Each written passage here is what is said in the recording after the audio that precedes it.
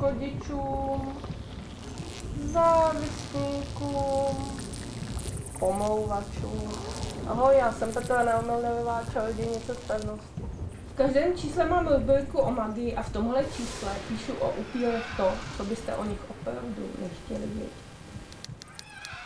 A taky píšu rubriku Profíci radí, kde vám řeknu, jak se stát úspěšným spisovatelem. Ale pevnost to není jenom magie. V novém čísle se věnujeme Star Treku, protože do kin zamířil nový Star Trekovský film. Pěkný, ale magie to není.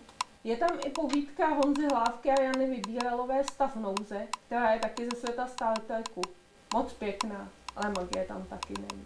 V historické rubrice se věnujeme velkým objevitelům, kteří stejně jako kapitán Kirk vyráželi objevovat nepoznané.